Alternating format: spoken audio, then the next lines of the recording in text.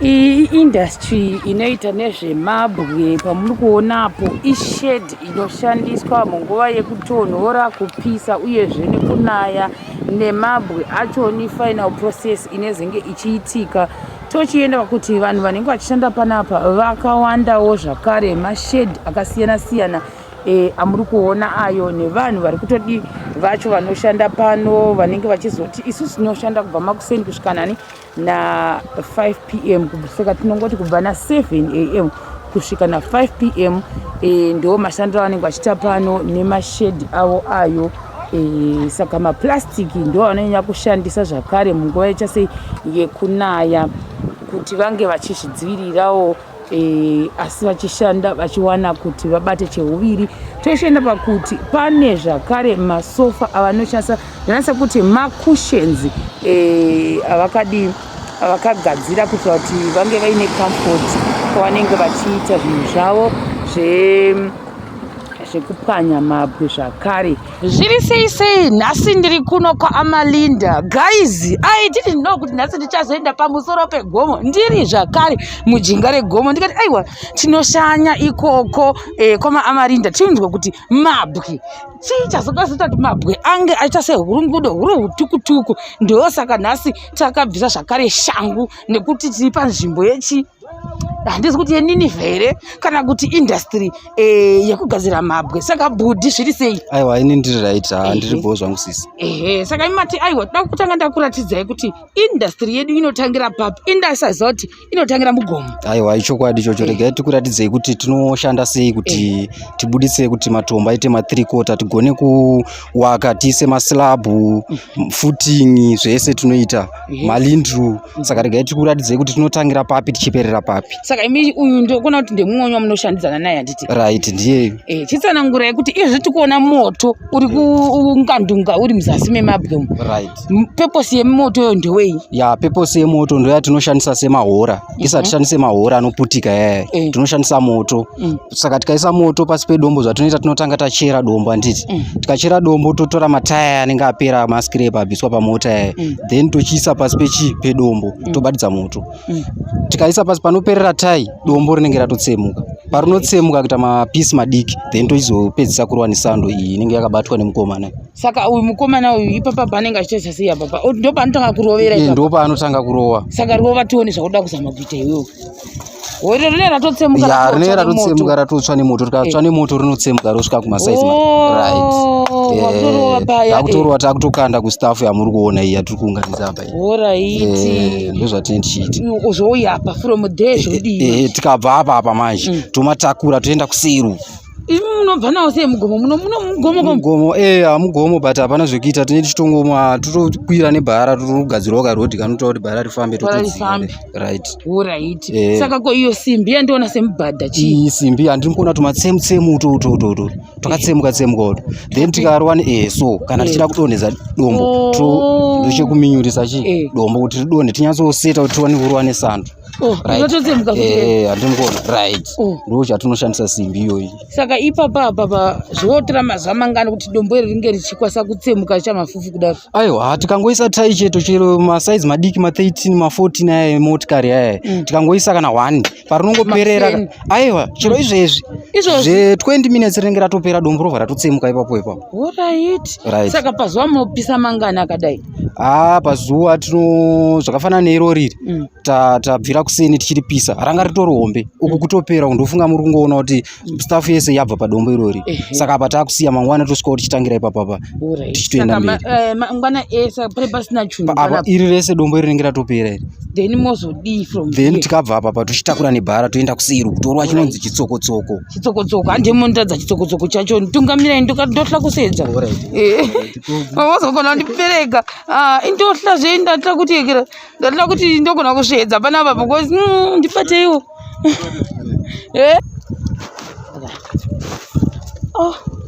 Saka every day hamutombodonhera apa because panotaridza kuti pakateruka kudai.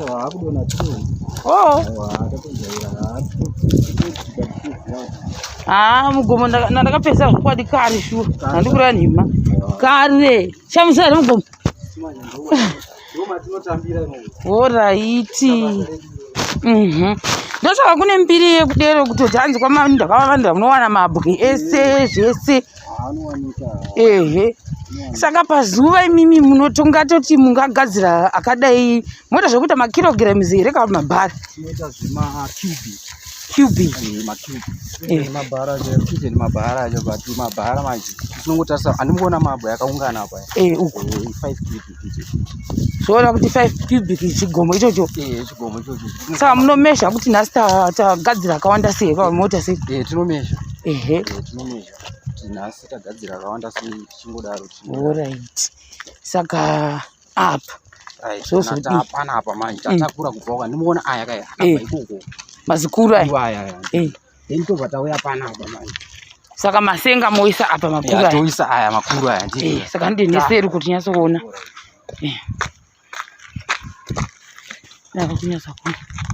Saka mukuti imimi tinenge taapa. Right, taapana apa manje. Then kana aungana kudai so tasenga kubva kuseri kune bhara nditoisa apa manje. Shamwari chitora dombo iro kauisa apa kamu. Then kana taapa ichi chitsoko ichi ndozita racho. Then toenda kumaruwa kudai. Alright. Tora mahomba aya esa.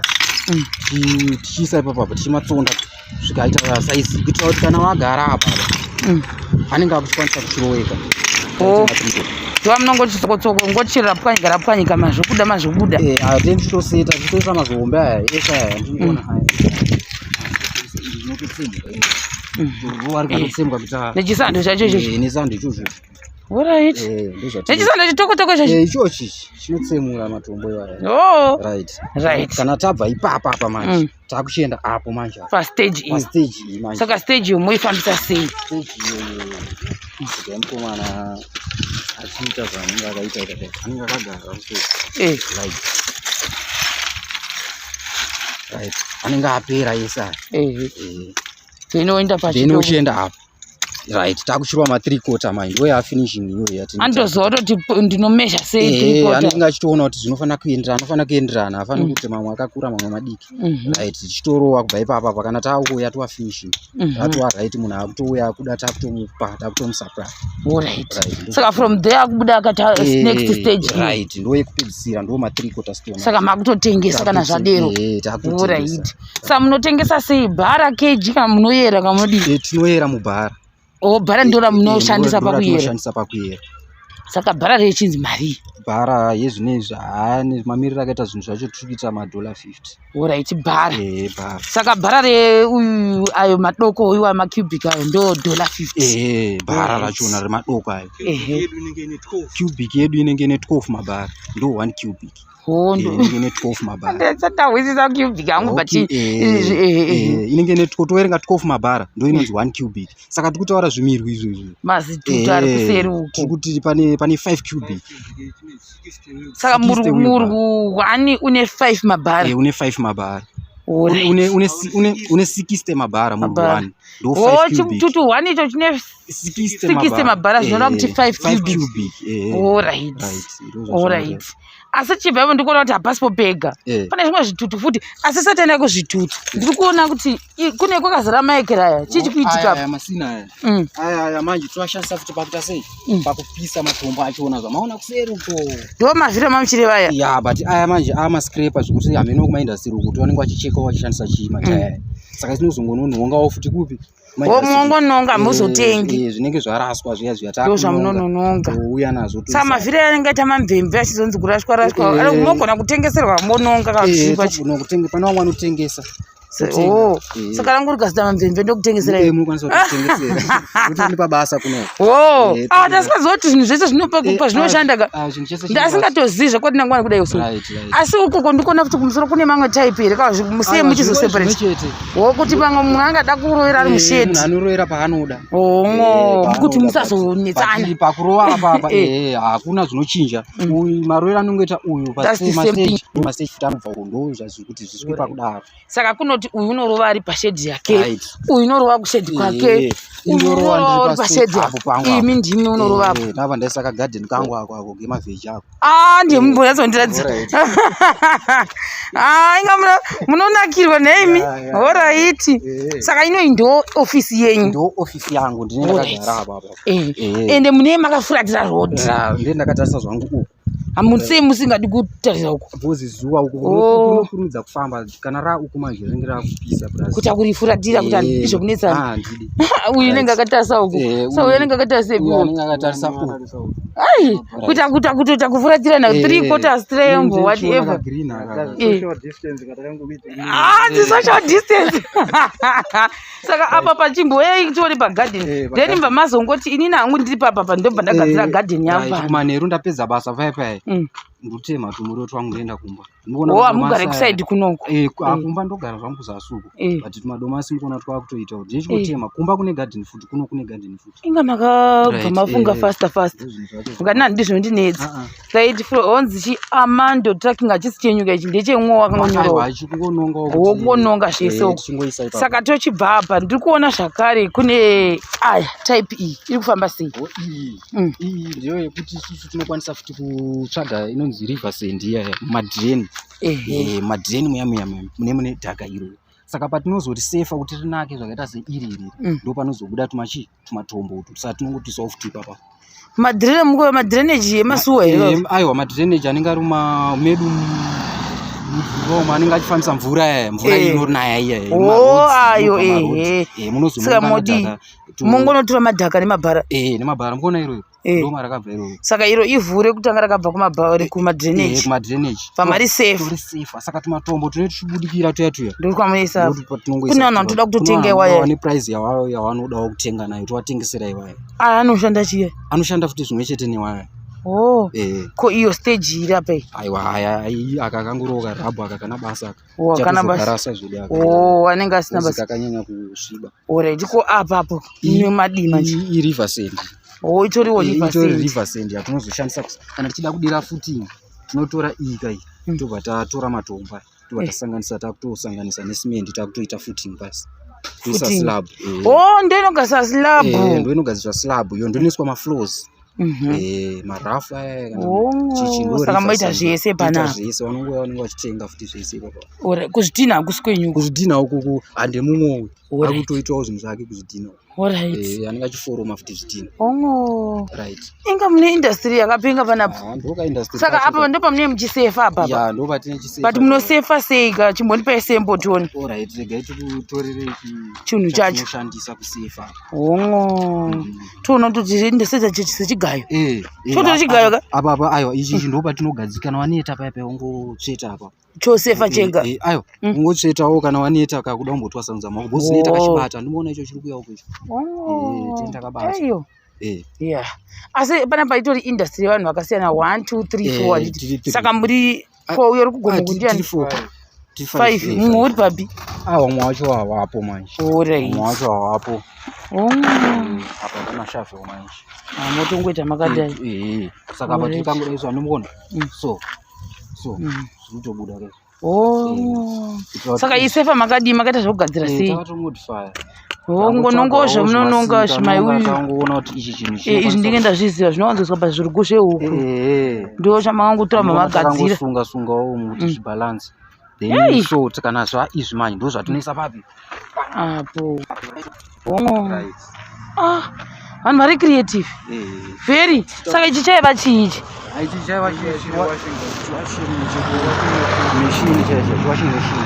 Alright. Saka kotori nevanhu vanotouya futi kuzotoda iro rakarifine. Vanotouya.